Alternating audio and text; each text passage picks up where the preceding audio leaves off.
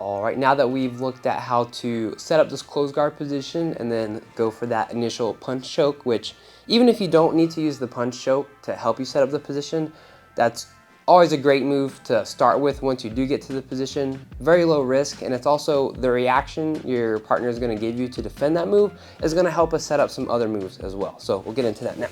So like I mentioned last time here, and we'll review the belt grip break again really quick. So my partner is grabbing the belt. Again, just pushing like this can be very difficult. So I cross grip, come underneath, wrist to wrist. I grab my own wrist here, kind of like I'm locking up a Kimura, and then I'm pulling forward to build that tension, lifting my hips, and then dropping to break. Once I've broken this grip, I pummel my hand to the inside, pull my knees to my chest, flare my elbow, extend this arm. First I turn to the right, and then as I get this grip, I turn back to get this overhook as tight as possible. Again, a lot of people mess this up, and then this is all loose, and as soon as they let go, the top person just rips their arm out, and then I lost everything. So really, if you're drilling this, really imagine at every second the person in a live match, he's going to be trying to rip his arm out. So ask yourself, do you have the proper control to stop him from doing that? Be really conscious and mindful of what your legs are doing. Pull your knees to your chest, pinch your knees together, tuck that elbow to the side. Now I grab this cross collar, and as soon as I grab this cross collar, let go, control the head, pull him in. And again, I'm going to be trying to scoot to my side. If he lets me scoot to my side, great. If not, then I get that grip in the neck, start framing, extending, getting to my side, climbing my legs up here. Now, very common, once you start to apply this punch choke, the person is going to use their free hand to start defending and grabbing the wrist. If his elbow is down on the mat like this, all I'm going to do is take my bottom leg. I'm still keeping my knees pinched together, but I'm going to plant my toes on the mat and very quickly hip escape in a little bit. I'm using this bottom leg to lift him, so now I can swing this leg up and over and chop right over his hand to lock up the triangle. Sometimes when they go to defend, a lot of times they'll be holding the wrist and also trying to posture up, in which case that just gives me the space to throw it up and over. But if not, no problem. I just plant the toes, lift, throw this up and over, and now we're in our triangle situation. For details on how to finish this, I have other videos on that. But here, lifting, pulling across, and now we can lock up the triangle. Some other situations that can lead to the triangle. Maybe the person isn't necessarily defending like this, or maybe you feel like the choke isn't quite tight enough to be a legitimate threat. Another thing we can do to go to the triangle is control this inside hand by grabbing his wrist, extending away. If I have the flexibility, I can tuck my knee to my chest, extend my toes up and over, go to the triangle here.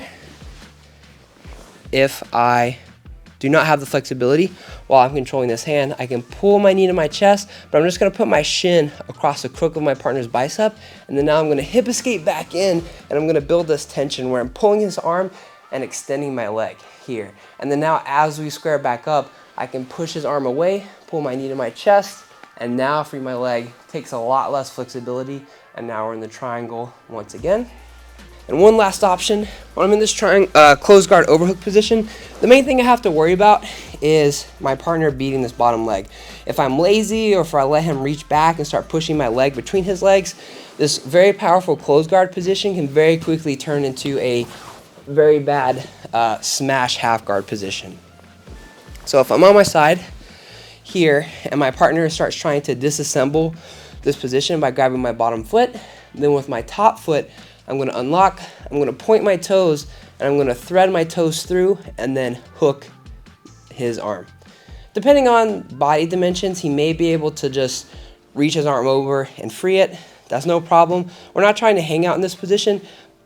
I'm hooking, and I only need to keep his arm here for a second so I can free this leg, throw it back over, and then go to the triangle once again. And one more situation from here.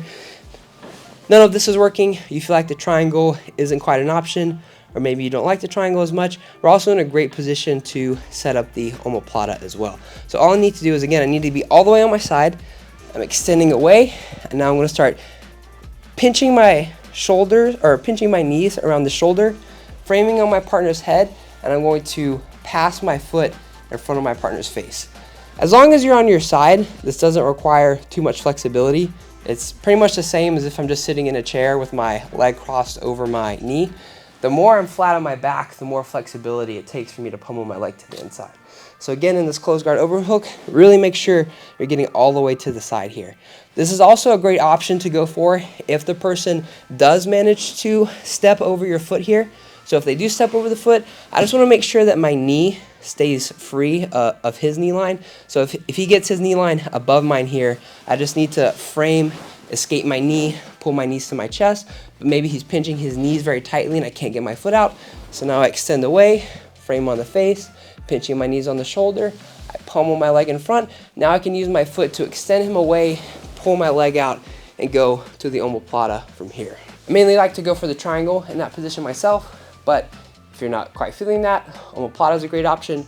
Or if the person manages to capture your foot between your legs, then I would say the omoplata is the best option to go for in that position. And of course, there are other things you can do from this position as well. Arm bars, wrist locks, things like this. But I feel like the triangle omoplata combo here is a great place to start.